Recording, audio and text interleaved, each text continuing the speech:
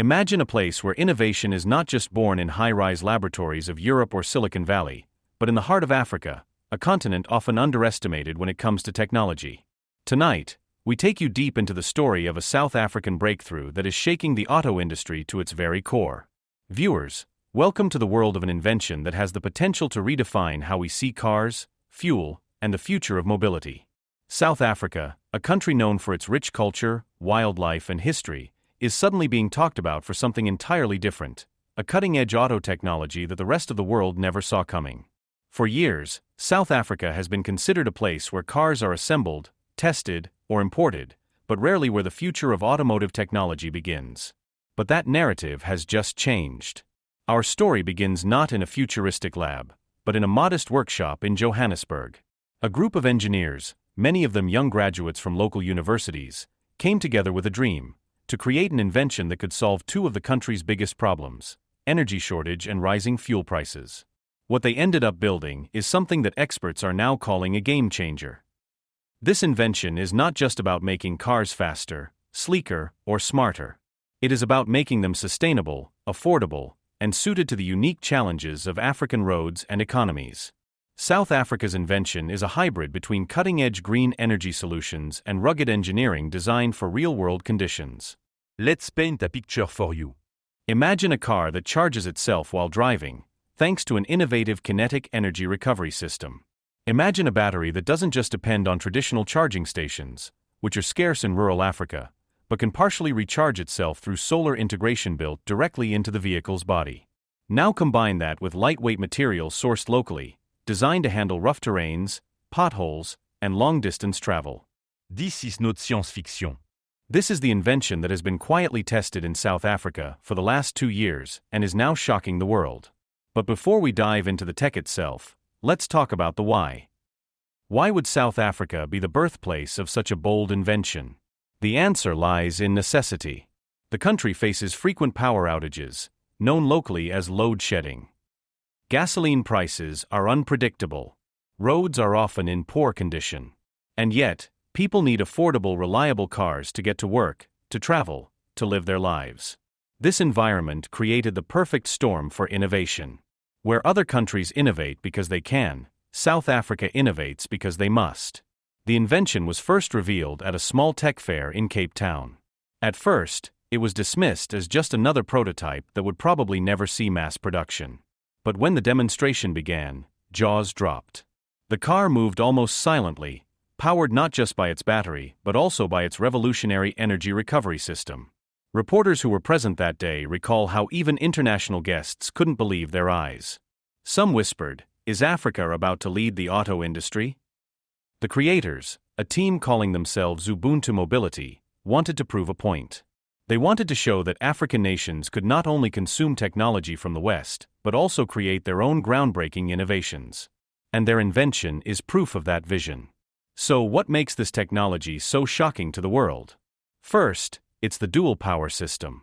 Unlike typical hybrids or electric vehicles, this car doesn't need constant external charging. It has an embedded solar skin on its roof and hood, which constantly collects sunlight. At the same time, every movement of the wheels generates and stores kinetic energy in a revolutionary capacitor system. Together, these two systems reduce the need for frequent recharging by up to 70%. That means even if you live in a rural area with no charging stations, your car can still run reliably. Second, the battery itself is unique. Instead of relying solely on expensive lithium-ion batteries that are difficult to recycle, the Ubuntu Mobility team developed a hybrid battery that combines lithium-ion with locally available minerals. This not only reduces the cost of production, but also makes the battery more environmentally friendly. Experts from Europe who examined the battery said it was unlike anything they had seen before. Third, the design philosophy is rooted in African reality. While Western EVs are often sleek but fragile, this South African car is built tough. Its suspension system is reinforced for rough terrains. Its body panels are modular and easily replaceable, so if something breaks in a rural area, it can be swapped out without the need for specialized tools. Affordability and accessibility are at the core of the design. But here's where the story gets even more interesting. Word of this invention spread far beyond South Africa. Auto companies from Germany, Japan, and the United States began sending representatives to learn more. At first, they thought it was an exaggeration. But after test drives, they realized the potential threat this posed to their dominance. For decades, Africa has been a consumer market. Now, for the first time, it looked like Africa could be a producer, even a leader. There are even whispers that international investors are pressuring the South African government to control or even limit the spread of this technology. Why? Because if cars can recharge themselves through solar and kinetic energy, the global oil and battery industries could be disrupted overnight. Imagine a world where fuel stations lose half their customers. Imagine a future where charging infrastructure companies are no longer as profitable. That's the level of threat this invention poses. Of course, the road to mass adoption is not easy. There are challenges. The prototypes are still expensive to produce, and mass manufacturing requires billions of dollars in investment. Critics argue that without international backing, the project may remain just a concept. But supporters believe otherwise. They say the very fact that South Africa has managed to develop this much with limited resources proves that the invention has unstoppable potential. Now, let's step into the lives of the people behind this invention. One of the lead engineers is a 29-year-old woman named Thandai, who grew up in Soweto. She studied engineering with scholarships and dreamed of building something that would make her country proud. For her, this project was not just about cars. It was about breaking stereotypes. She once said in an interview, "People think innovation only comes from Europe, America, or Asia. But Africa has minds, talent, and ideas. We just need the chance." Another key figure is Sifo, a mechanic-turned-inventor who never went to university but spent years experimenting with engines in his small workshop.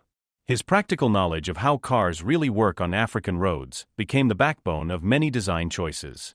Together with university-trained engineers, he helped create a machine that is both advanced and practical. This unique collaboration between academic knowledge and real-world experience is part of why the invention is so effective. It's not just theory. It's built for reality. As international media picks up the story, more and more people are realizing that the next big revolution in autotech may not come from Silicon Valley or Tokyo, but from Johannesburg. And for South Africans, this is more than just technology. It is pride. It is proof that their country, despite its challenges, can lead the world. But here's the cliffhanger. If this invention goes global, what will it mean for the world economy? Will oil companies fight back?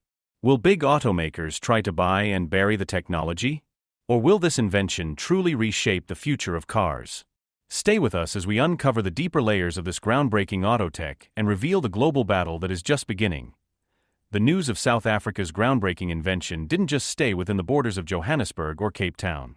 Within weeks of its first public demonstration, global headlines began to shift. Africa S Autorévolution, read one magazine in Europe. South Africa shocks Tesla, screamed another headline in the United States. It was the kind of buzz that inventors dream about, but for the team behind this innovation, it was also the start of a new kind of battle. See, when you shake the foundations of the auto industry, you don't just attract admiration, you attract resistance. And that resistance began almost immediately. International oil companies were the first to raise eyebrows. Reports surfaced that several oil industry lobbyists had quietly met with South African officials, expressing concern over the potential of this invention. If cars could sustain themselves with solar and kinetic recharging, the demand for fuel would plummet. Oil profits could shrink by billions. And for an industry that has long dominated global politics, that was unacceptable. But the oil giants weren't the only ones watching nervously. Electric vehicle manufacturers, especially those investing billions into charging networks, realized they too could lose their edge. Imagine spending years building charging stations across the globe, only to have a South African invention make them almost obsolete. Suddenly, the balance of power in the automotive world seemed to be tilting. Let's go back to the Ubuntu Mobility Lab. The inventors were still working day and night to refine their prototype. For them, this was about science, about proving that African innovation could stand shoulder to shoulder with global tech leaders. But for the world outside, it was about money, markets, and influence. Thandai, the lead engineer, gave a powerful interview at this time. Standing in front of the prototype, she told reporters, "This invention is not against anyone. It is not about destroying industries. It is about giving people an option." An option to travel without fear of fuel shortages, without being chained to expensive electricity. This is about freedom. Her words resonated with millions of ordinary people. Social media lit up with hashtags like #AfricaLeads and #Ubuntu Car. For the first time, young Africans were tweeting proudly about technology not imported from outside, but born from their own soil. Meanwhile, international corporations began making offers. Some were genuine, offering to invest in mass production. Others, however, were suspected of wanting to buy the patents only to bury them, ensuring that the world would remain dependent on traditional fuel and battery systems. This placed Ubuntu Mobility in a dangerous position. Accepting international money meant growth and faster production, but it also risked losing control of the invention. On the other hand, rejecting outside investment meant they might never reach global markets. It was a David versus Goliath scenario, and the whole world was watching.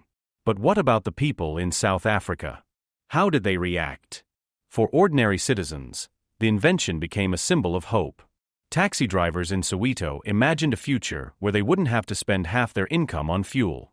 Farmers in rural Limpopo dreamed of transporting their goods without worrying about scarce petrol stations. Even students saw the invention as proof that innovation could come from Africa, not just be imported into Africa. The South African government, however, faced a dilemma. On one hand, they wanted to support Ubuntu Mobility as a national treasure. On the other, they were under immense pressure from international powers. Rumors began circulating that some countries were threatening to cut trade deals if South Africa didn't control the invention. But could you really put a lid on a breakthrough this big? As the debate grew, Ubuntu Mobility decided to take their invention on a world tour. They showcased their prototype in Berlin, Tokyo, and New York. At every stop, crowds gathered in disbelief. Engineers examined the car, tested it, and admitted, yes, this was real. Not just hype. Not just another flashy prototype that would vanish in a year. This was the future. In Berlin, one automotive journalist described the experience like this: it felt like driving tomorrow. Smooth, quiet, but most importantly, independent. No fear of running out of charge, no panic about the nearest fuel station. This car changes everything. But with every success came new enemies. In New York, a mysterious blackout hit the exhibition just hours before the car was set to be revealed. Some claimed it was a coincidence.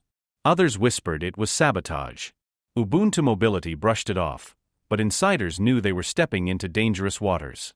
Back in South Africa, the media frenzy reached fever pitch. Children drew pictures of the Ubuntu car in their schoolbooks. Universities began offering special programs on renewable auto technologies.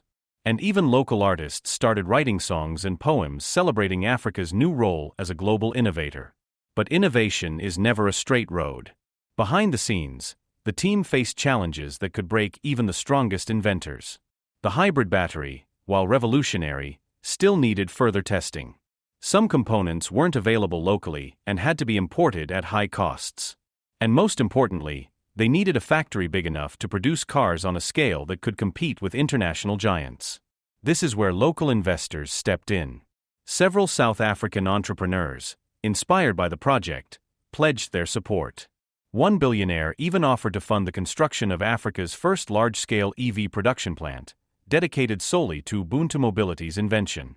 It was a bold move, but also a risky one. Could South Africa really go from being a car importer to a global car exporter in just a few years? As momentum built, the question changed from can this invention succeed to who will try to stop it? Because history shows us something important. Whenever a disruptive technology emerges, powerful interests often try to block it. From the early days of electricity to renewable energy today, big players fight to protect their profits. And in the case of Ubuntu Mobility, whispers of bribes, espionage, and even threats began to surface. But the team pressed on. For them, this was bigger than cars. It was about rewriting Africa's role in the global economy. It was about proving that the continent could be a birthplace of ideas, not just a market for products made elsewhere. By the end of the year, the first fleet of Ubuntu test cars hit the roads of Johannesburg. Ordinary citizens were invited to test drive them. The reactions were emotional. Some cried. Some laughed in disbelief. One man said, I never thought in my lifetime I'd see Africa give the world something like this.